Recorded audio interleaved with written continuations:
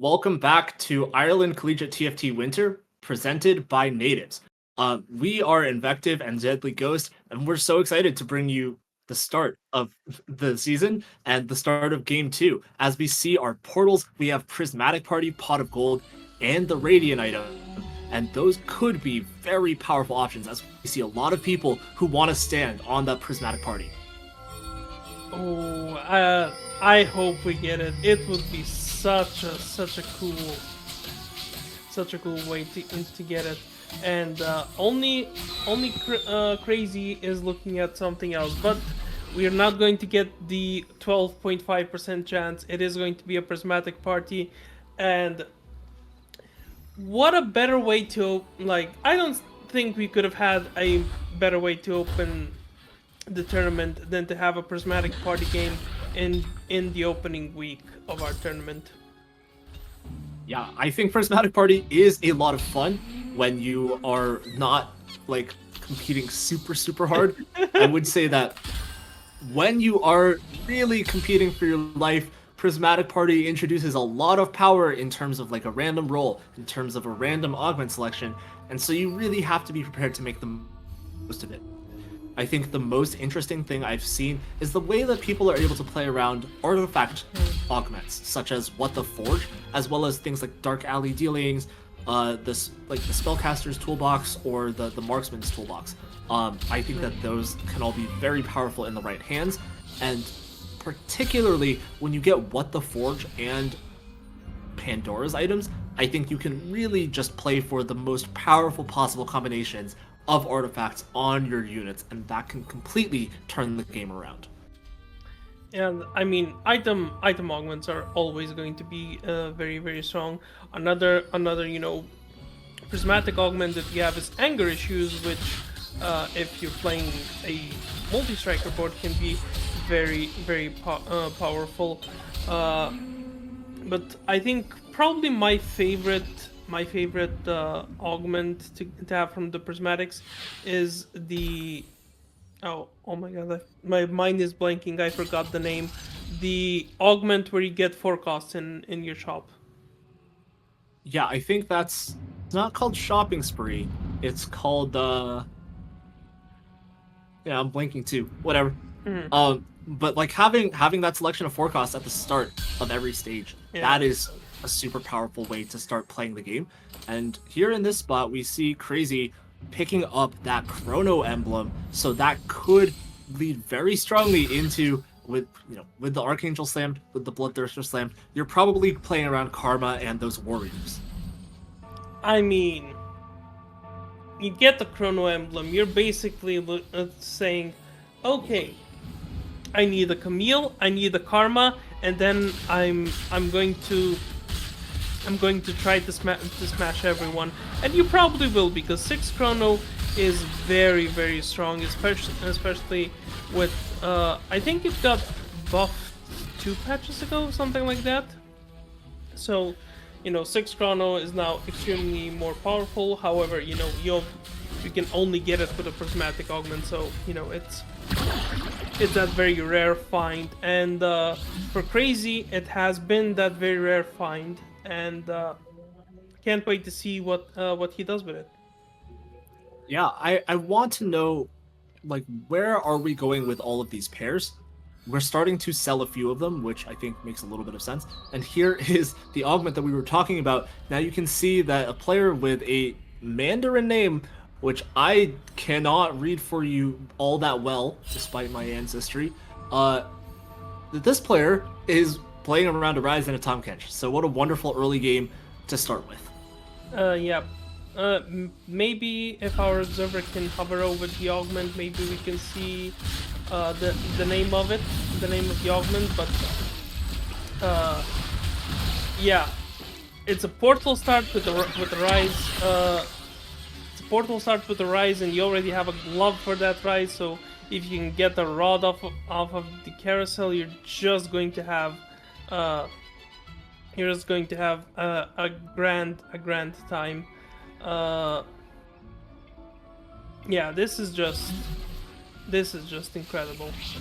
Oh, I've remembered what it's called. It's the subscription service.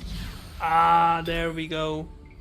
And we were just able to level up to level 5 with this Ari on our board, which gives us both Arcana and Scholar. I think that that is a very powerful level up, but I want to know, was this decision made after scouting the other players in the lobby? Because with Prismatic Party, there could be someone else with a very powerful early game, and you could get punished for this level up here. Well, yeah, you could definitely get punished. Someone that... Oh my... That's a new three. I was just about to say someone had a Jax 3 from Build-A-Bot, and I'm seeing the Build-A-Bot, but I guess we got lucky with our charm selection, because oh my, I mean that is this very wow. powerful. Nunu is not going to stand up to Rise and the rest of this subscription service board for now, but it is going to prove. Whoa!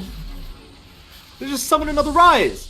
Yeah, so that was Magic Mirror as the charm, which is summon a one-cost copy of a champion you filled at last combat. So he had a 50% chance of getting Tahm Kench or Rise, and he just got the Rise.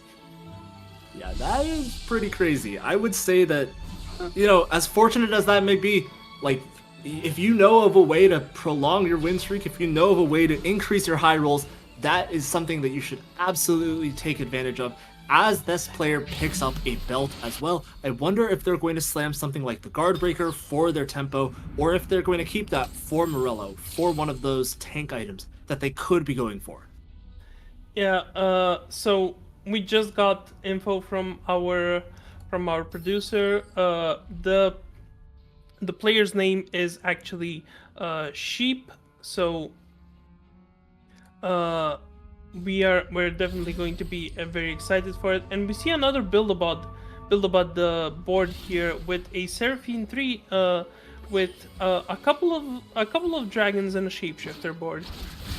Yeah, I think that, you know, this might scale a little bit less powerfully than you would like it to, but Seraphine is still a force to be reckoned with in the mid game.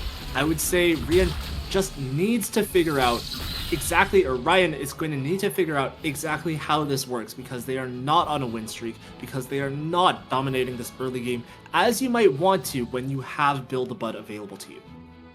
Yeah, I think when I saw the Seraphine, I was thinking maybe we can get, you know, a little bit of a mage board maybe, or a fairy board, because that's usually what we're looking at. But now we're going to jump into these winning streak boards who have 100 HP left, and that is Big Dihi, I think that's how you pronounce it.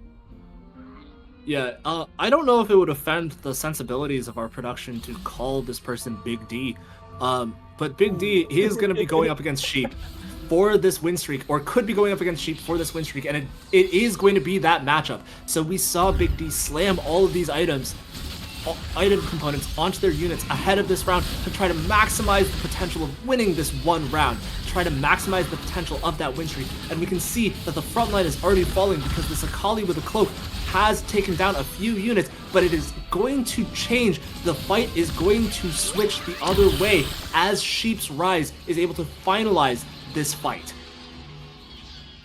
I mean, Big D had a lot of hopes, but then everything came to a halt when the other 100 board of Sheep just came through and just... I mean, it's a Rise stage, so you can't really say too much about it other than Rise is a strong champion. Yeah, it is a bit frustrating, and I like staying on this perspective for on Sheep's perspective for 3-1, because I would love to see what they get in that shop. Is the Rise that they picked up from that Magic Mirror going to be turned into a Rise 2 when that turn rolls over? No, wow. I mean, just imagine you hit like a Rise 2 and you get a Peric in your shop or something, and you're just, you know, you're hitting everything that you need to hit. Oh, and you know, just casually get an Ezreal from one of the orbs, which we are going to sell apparently, because are we looking at an Arcana board with just Rise being one of the filler units? I think it could very well be. That might be one of the more powerful ways to play Rise when you don't have access to the Portal +1. And we do see the Rise 2 come through for Sheep on this turn. They're going to level up to 6, and I really think that they're going to dominate the field of play for the rest of this stage at the very least. But we do see some other upgrades coming in for players like Micha, coming in for players like You Should Know Me, but over here with Detective Fierce, I don't see as much power. We have tiniest Titan. We're not even leveled up to 5. So are we going to be going for something like the Warrior reroll with this Neela and with this Akali, or are we going to be playing something else entirely? I think I like this from Detective Fierce. You know, have tiniest Titan, have some of your options open, because you do see some rumbles and some jinxes. So I think they're definitely waiting on their augment to just see what they're going to get, and maybe, you know, decide, oh, never mind, that, you know, Warrior Crown just staring at you.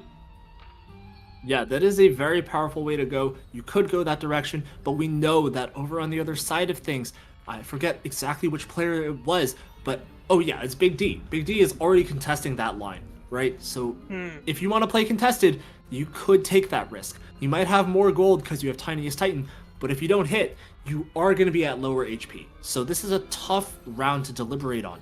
What the Forge is a really powerful augment, but if you don't know where your artifacts are going to go and what to pick at every turn, that could also be very difficult to play around. Yeah, we're going to see the reroll on the Artifact Forge, and it did end up being the Warrior Emblem, but looking at someone else who managed to also get a very decent board, Micha has a Honeyman's Emblem and Prismatic Ticket, which is extremely strong. Yeah, this is an insane position. Like, you're level 6, 20 gold, and you have Prismatic Ticket, so I think this is like a fine spot for rolling down both Ziggs and Veigar. Yeah, I would tend to agree. There is one thing that troubles me a little bit is that we do have an Even Shroud slammed. I don't think this board tends to do a lot of physical damage, so that could be one of the downfalls here. As we also continue to spend our rolls, I think that could be greedier than we want it to be, right? Because as we spend those rolls, you know, we are not really maximizing the value of our econ. But we'll see. We'll see whether Micha is able to put all of that together. And over here on this side, Big D still has all of these cloaks on our front line. I want to know what they're going to be. I want to know if those are going to be able to be Bloodthirsters or even Shrouds or what have you. But as of right now, they're just components. I mean, you have a belt on the Ahri, so, you know, all you need is to stand that belt on the Shen, and you have the Shroud. But yeah, I mean, looking at it, it's most likely going to be Bloodthirsters, or maybe a QSS, even though I think QSS has fallen a little bit out of favor with PFP players just opting out for that more safer approach of the shield from Bloodthirster.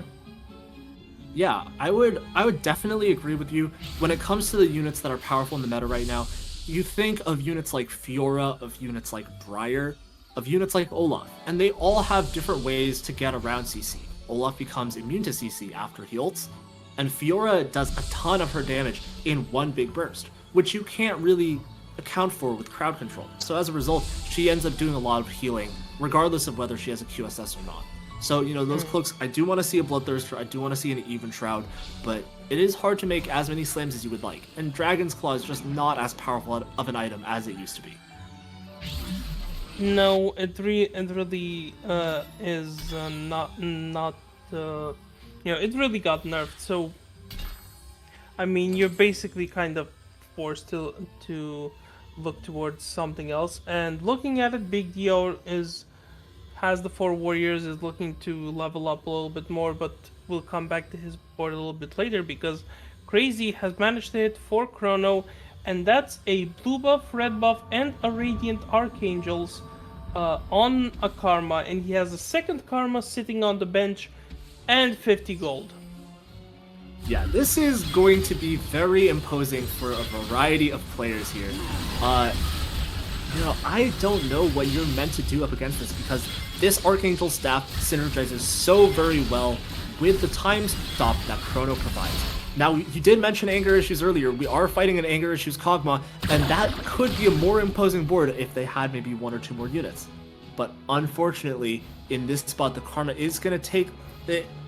Well, fortunately for Crazy, Karma is going to continue taking victories, and they have a Karma pair. They could level up to level 7 on our next turn, and really try to compete for the win streak against Sheep, who is still up at 100 HP. I mean, yeah, looking at it, Sheep is definitely the board you don't want to match up against, but just looking at it, wow. Oh, this thing is so absurd. Oh my god, it's 4 rises, and you also have a reroll augment, and you have... Oh my, it's 9 rerolls just right now, and he's still leveling up. So... I remember last match, we commented, or I commented on, when is it right or wrong to be taking 2 econ augments? In this situation, invested as your second econ augment means you are increasing the value of your lead. So by pushing this lead, by going even up to level 9 or level 10, you could really make the most of that. But we are gonna meet our match here. Big D over on the other side. We beat them last time, but this Katarina was just barely strong enough to take the victory over us now. I mean, the Katarina definitely had her eyes set on this Ryze, so Ryze couldn't do too much about her. But still, I don't think Big Sheep is going to be too dissatisfied with it. I already see a Karma, I see a Zillion, so might even just have some chrono boards, or maybe we're going to see some of that 6 Scholars, because it is a possibility. You already have 3 Scholars. Zillion is also oh, what is that shot? Oh my god. That's a lot of power, but we're gonna go over to Pupengo, who is really looking to play around this Varus line. And I think that this is going to be a tough position to navigate, because they don't have 2 augments that synergize well with one another. They've taken the Spoils of War as their first augment, and I remember seeing this board. I remember seeing them start their loss streak, and I was frustrated because, oh my gosh, are you going to be able to turn it around? And it looks like, they're really trying to just mitigate the pain of the loss, because they've saved a lot of HP and gotten a lot of value in that regard from their second augment, but they're not getting a lot of value out of their first augment. And it's going to be another fight loss. As you can see over on the other side, You Should Know Me has tons of damage with all of those rage weights, with all of that anger, and they took it out on Pupengo. Yeah, I mean, looking at it, Pupengo still managed to get a little bit of gold, but yeah, you definitely want to be getting those wins in for your augment. And as the third augments are coming in, you're basically going to have to make the decision between trying to go for an offensive look or trying to go for a defensive look. And we do have anger issues and the support golem. I think support golem could actually help out this board extremely, in a very good manner. Yeah, just looking at it, those are some very good items to have, especially when you have a Varus that just wants to ramp up and attack people, and you still have the spatula on the bench. You could just make another pyro emblem and put it on, well, I was going to say roll down and try to find the smolder, but he already found it, and the briar. I mean, might as well hit another 5 cost just for the sake of it. Yeah, and I feel like we were even trying to play around this briar with the items that we had slammed. We have the Bloodthirster. We could put another Warmogs on her. This could be a very powerful position to play from for Pupengo if they're able to stabilize just a little bit more. And this fight looks difficult, right? Over on the other side, that Karma is scaling up, but we have the power of the Briar and of the Smolder, the legendaries that we were able to hit. The fight looks close. It might be another loss, but it's a lot better than it was. I mean, looking at it, it's a 2-unit loss, and if that Varus just managed to cast, he was going to win the fight. So now we hit the Nico upgrade. One off Shyvana, one off Varus 2. I mean, this board can just evolve from here, and we already see the Shyvana. And I'm just a little bit dumbfounded because that was a lot of champions hit in the span of one round. Yeah, I think that is a huge, huge come up for for Pupenko. But I still want to see them make a few positioning decisions. I still want to see them roll down until maybe they hit a Varus 2. Then they could really start feeding the Briar. Then they could really start maximizing the advantage that they have from those high rolls on their roll down. But now we see this Fiora board going up against Anger Issues, going up against Yushinobi, and you can see that Fiora just lasts for so very long. When you have Giant and Mighty, and when you have this Warrior Crown, you're able to last against a ton of enemies because you have so much lifesteal, because you have so much damage out. I mean, yeah, the lifesteal is incredible. Fiora just gaining all of that durability and managing to deal so much damage just deletes any opposition that goes up. And Fiora is one of those exceptions of a melee champion that can easily destroy a backline. The other one would definitely be Briar, but still, Fiora can just magically come up behind you and on your backline and come out of it with full HP, and you're left wondering, how did that happen? Yeah, I think she is really the unit of the set that sort of defies death. And I think that when she is able to get on a roll in a fight, it's really, really hard to stop. I'm not entirely sure what our positioning choices are here with Detective Fierce. I think that with 63 gold in the bank and a little bit of a win streak, we should also try to do a little bit of rolling. Not just to find a charm, but to upgrade our board, because as we can see, Fiora is a hotly contested unit in this lobby.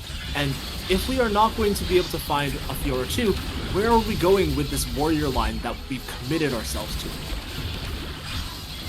It's definitely going to be looking a little bit grim for this board, but this Fiora is still managing to survive through a lot of it, but sadly, you have a Fiora 2 on the other side, and she has Amelia that is just going to give items to everything up onto his board. But wow. Yeah, you know what's crazy? Yeah, Yushinomi is in a really interesting spot here. After hitting this Nunu 3 off of the Build-A-Bud and the Minor Polymorph, they went into Anger Issues, they decided to start playing around the Hunters. And that has proven a little bit tough. They've seen a lot of losses this round, or this stage, and what's difficult is they seem to be rolling in it in terms of a crisis right now. They picked up a charm that doesn't necessarily benefit them. They have a Chrono Emblem now, and I think that they might be losing a lot of fights from here on out because their board just doesn't function the way that you want a board to function with, as much damage as you need. Yeah, Yushinomi is rolling down for a Nomzi to have those 6 hunters. In the process, we skipped over a few Jinxes and Olaf, so I think Yushinomi just got maybe a little bit dizzy trying to roll down. Actually going to sell the second Hecarim 2 that they have in order to try to look for that Nomzi, which we still have been unable to find. And it's a little bit of a sad affair for Yushinomi, because this looked like such a promising board. It looked like it would be, contesting for the win, and now you're like banking on hitting a Nomzi at level 7. Yeah, it just came down to a little bit of mismanagement, right? Now we have another Jinx, we have we have an additional copy from the Lesser Champion Duplicator, so we actually do have a chance of hitting the Jinx 3 when it really looked impossible a minute ago. But we're down to 34 HP, and that means we're in dire straits because a lot of these players are getting much, much stronger. And all we can do is make more Rage Blades. Yeah.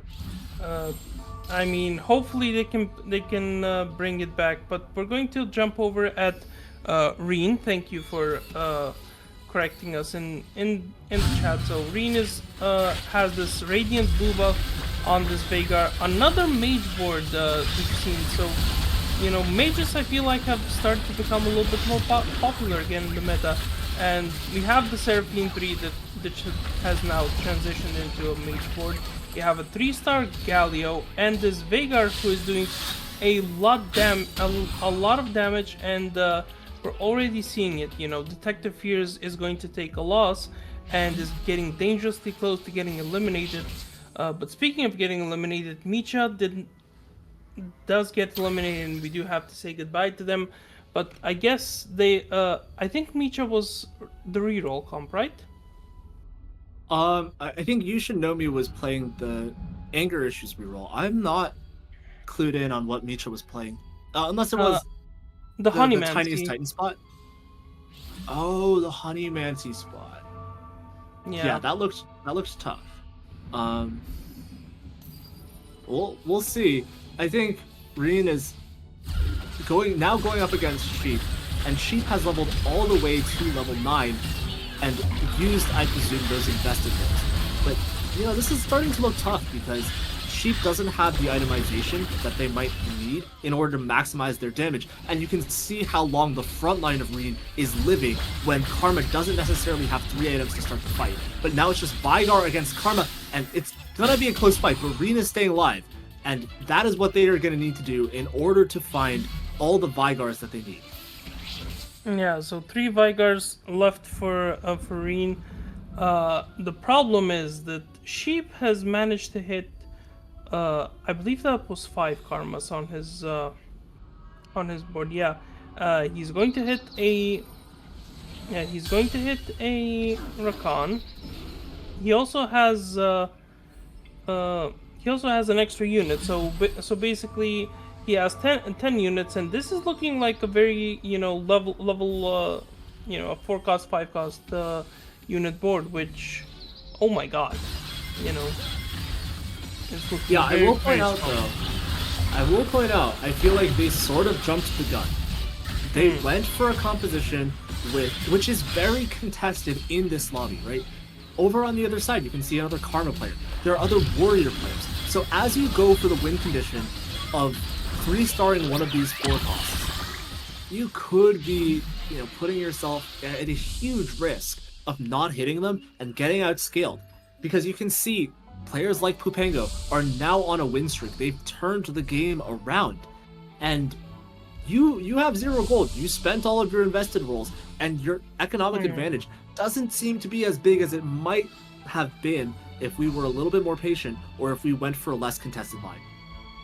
I mean, you know, it would be ironic to say this because it is usually one of the most contested lines, but actually, you know, I feel like this should have just been a Rise board, because, you know, Rise is uncontested. No one in the lobby is playing him, and you already had 4 Rises at 3-2.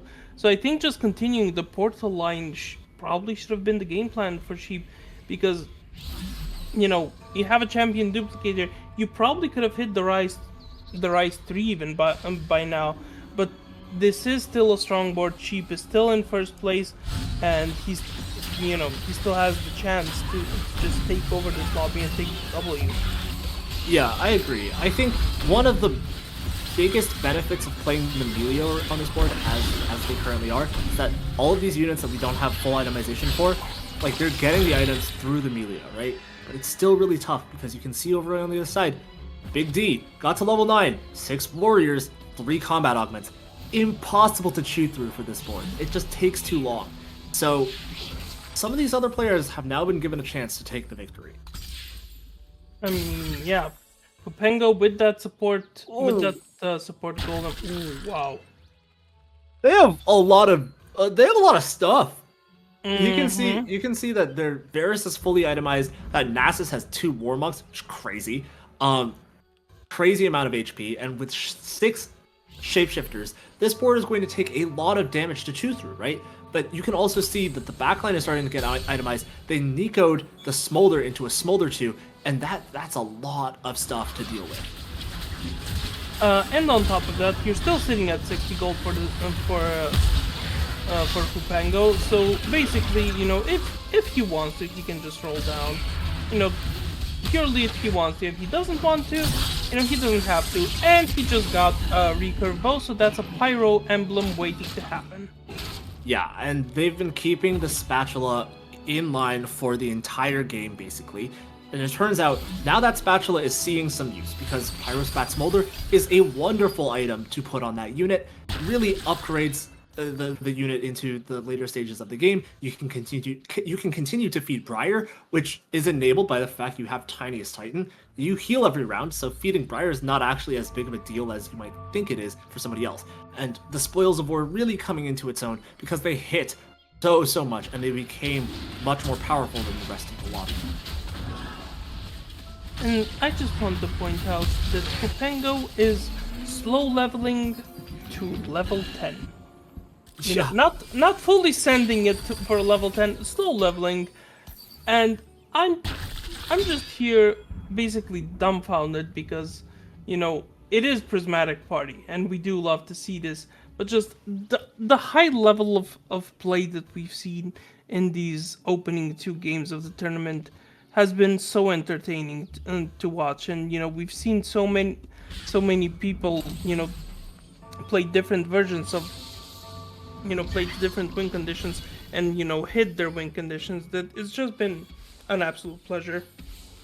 Yeah, whatever Pupengo just did, I'm not as big of a fan of it. Would have liked to see them make the Pyrospat on the Smolder. I'll take a second last whisper. But it might not be punished, because however they managed to do it, they managed to come into a really major advantage. And you can see that from how hard they just hit Sheep, who was leading the lobby for so long, but now they might go out in 5th place. And I mean, I guess that was just a cutscene. Yeah, I guess that was just a cutscene happening. So yeah, Sheep is a danger of getting deleted. Ooh, that's a Briar too.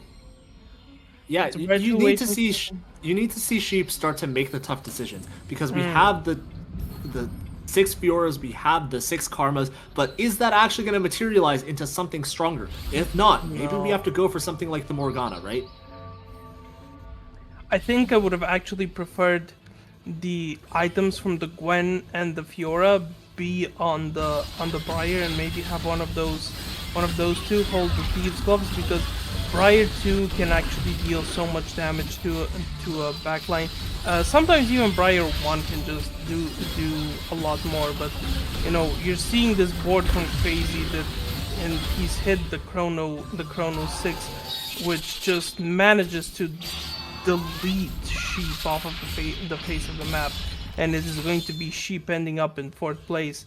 A little bit unfortunate considering how strong of a start he had, but sometimes that's the way the cookie crumbles. Yeah, it's just like a little bit of econ mismanagement, right? A little bit of not knowing exactly where you want to go and how to play to the win con. That is like the greediest possible win condition, right? I want to hit a 3-star forecast. Okay, we're putting ourselves in a decent position for it, but we made the crucially wrong decision of committing to a line that was contested. That sucks, but at least they weren't punished too hard for it. It could have been a 5th place, it could have been a 6th place, and they managed to hold on. Now, Pupengo did end up making what I think is the right decision. They itemized the Briar with the Last Whisper instead, they had the Pyrospat on the Smolder, and this could very well be unstoppable. As you can see that despite the Chrono break for that 6 Chrono, that Smolder is still going to be doing a ton of damage, and you don't have enough power to chew through that front line. It's a victory for Pupengo, knocking Crazy out in 3rd place. I mean, it's just the ultimate version of the board. You have Triple Dragon, you have 6 Shapeshifter, you have a Pyro emblem.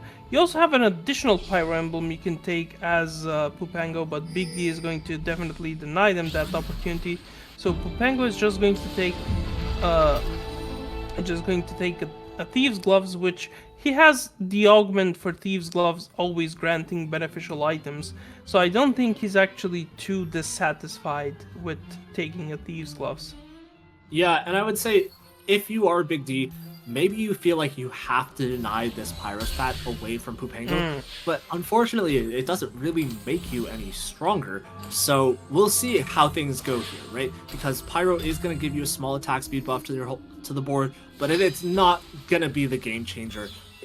And now, you're going up against this incredibly powerful board, this with a bunch of upgraded legendaries and a very high health frontline to chew through. But Katarina is still standing, and Fiora is still doing damage. It just seems to be a little bit too much. I think, this Gwen has been fighting valiantly, but in the end, it is just going to be Pupengo taking the win with this, crazy maxed out board of not of the shapeshifters, and then and the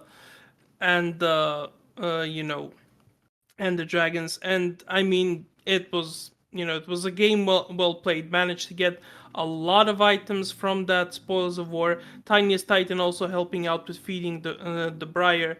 And I mean, congratulations. It was a very well played game of TFT. Yeah, I would say that, I'll take responsibility. I was a little bit critical of Pupengo for taking the route that they did with the augments that they chose. Because when you have Spoils of War, when you have Tiniest Titan, you're sort of on a downward slope for a very long time. Hmm.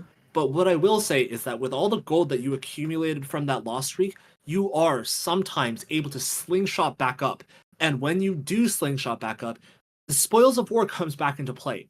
The Tiniest Titan is still in play. You're still getting gold, you're still getting health. So, if you are in that position and you are playing Varus and you do hit a Smolder and a Briar on your level 8 rolldown, yeah, you can actually turn all of that around. And, that was an uncontested line. They had a ton of gold. They were able to go to level 8 and they itemized they were able not to go to level 8, to go to level 10, and they itemized all of their carries. So, really well done to turn that around. Even if, the expected value wasn't as high as it could be, you found a way to do it in the end. I mean, yeah, you also had something like I think it was, yeah. I have to correct myself from previously. He took support golem at 4-2. He managed to stabilize the board and managed to hit some of those upgrades. And it was just it was a very high roll of him at level 8. But uh, I mean, it was just, it was what he needed. Support golem, granting that damage amplification. The Moonstone shield, and we saw it. No one else was playing the Briar other than Sheep towards the end. No one else was playing the Smolder or the Varus, so he was free to hit those 2 stars. Excuse me, and Spoils of War at stages 4, 5, and onward gives you, item components, gives you champion duplicators, increases in value. So I think that just combining one of those, with combining it with Tiniest Titans, we all, it was fairly obvious he was going for that late game strength. Yeah, so I feel like if there's any lesson that you can take away from this game, if you are a TFT player who wants to compete, remember that the game doesn't have to be perfect, but that the game is also quite precarious. You could be in one of the best possible spots, but you have to continue making good decisions in order to close it out. And you have to Hmm. avoid the sort of pitfall of, I'm going to play what I feel like is the strongest line. That is what Sheep might have been thinking, right? Oh, I Hmm. love Karma. I have all of this gold.